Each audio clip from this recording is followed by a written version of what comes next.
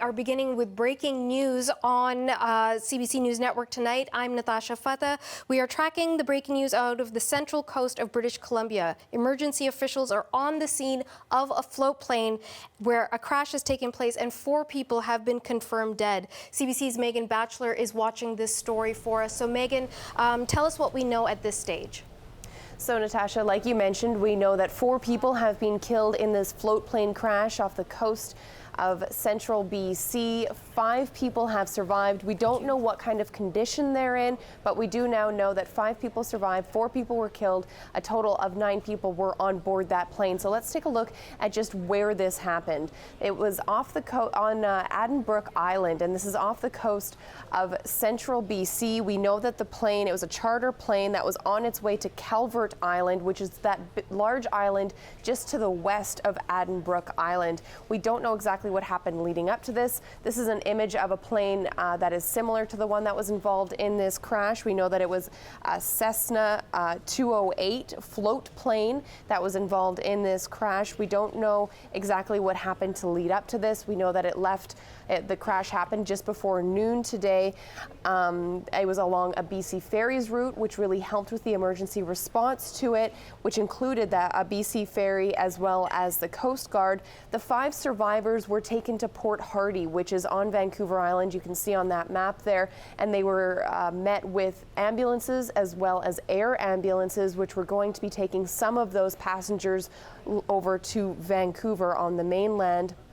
Again, we don't know what happened leading up to this. We are being told that weather may have been a factor. There was low visibility being reported at the time, and so that could have been a factor, but we are staying tuned for more details on exactly what happened, Natasha.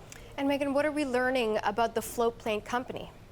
So we know that Cessna 208 plane was owned by Sea Air, and they have issued a brief statement. We hear that they have suspended flights for the rest of the day today, and they say that they are cooperating with emergency workers on this and that safety is their top priority. We do know that they have been involved in another fatal crash. That was back in 2009 when 6 people were killed when a Beaver float plane crashed. At that time, 6 people were killed. In this crash, we know that 4 people have been killed. Again, that was on the coast of central BC at Addenbrooke Island. 5 people have survived. Again, Natasha, we do not know at this point what kind of condition those 5 people are in. Okay, thank you, Megan.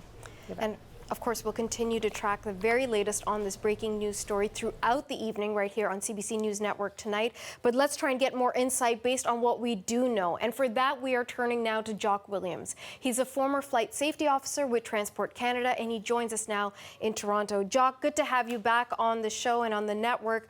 Let's begin with what we know so far. Limited information. 4 people are dead, 5 people injured.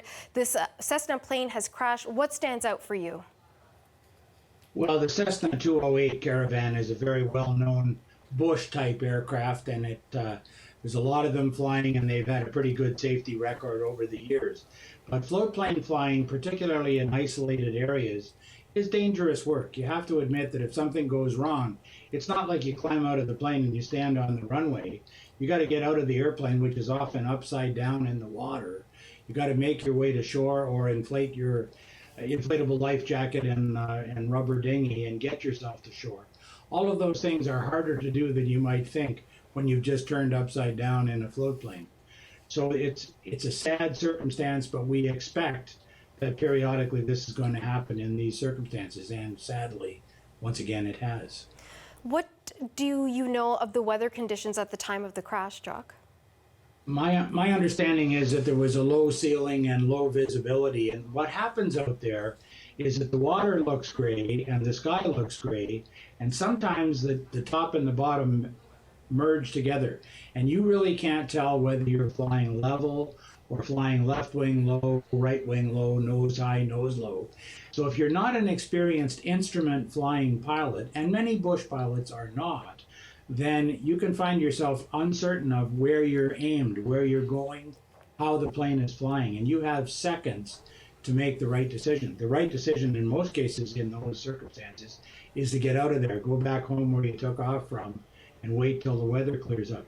But I'm not certain how bad the weather was. There's always a margin between it being perfectly safe and perfectly dangerous. In this instance, there were survivors. It means it wasn't perfectly dangerous. But in many cases, pilots maybe take it a little too far, try too hard to get the passengers where they paid to go, and this sort of thing happens. But that's not in any way jumping to a conclusion. There may have been some other completely unrelated difficulty with the airplane. Absolutely. I mean, it's very much breaking news as you and I are speaking. Lots of details still to be filled in, lots of gaps in the information. But you did mention that oftentimes the pilots don't have the necessary experience to fly a plane like this in difficult conditions. So why aren't the rules more stringent? Well, to be honest, the rules say you're not supposed to fly in difficult conditions. The fact of the matter is, if you're flying what we call visual flight rules, VFR, the weather should be at least 1,000 feet of ceiling, like you could stay 1,000 feet below the cloud, and 3 miles visibility. Now, under those circumstances, you're pretty safe. But the trouble is that God doesn't plan the clouds quite that way. He puts them where he wants. So sometimes you're flying along, you're clear of cloud, and then all of a sudden you're in the bottom of a cloud deck, and you lose all visual reference to the ground, and you've got to figure out what to do right now. If you're instrument flying experienced, you can turn around, maintain your altitude, turn around and go back, and you'll come out in the clear where you were before.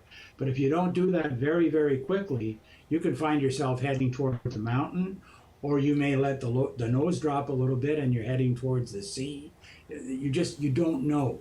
So the trick is, our rules in Transport Canada are you're not to be flying in circumstances where it's unsafe. Sadly, that happens in a few seconds. You try to get out of there and you don't make it. Jock, if you were investigating this situation, what are the key pieces of information you want answered? Well, the biggest thing is I have to know what happened to the aircraft. Did it descend nose low into the water and crash? Did it land and dig in afloat and crash? Did it land, perhaps it was an amphibious float-equipped aircraft, were by any chance the wheels down on the amphibious floats? There are several things you look at in the event of a float plane crash that are a little bit different from a regular plane. Also, the flying circumstances, what the weather was. I mean, when you're coming into the Toronto International Airport, you got any number of people who are observing upon the weather and telling you all about it. But when you're landing in the Pacific Ocean, there's nobody there to tell you what the weather is like. You got to make your own decision.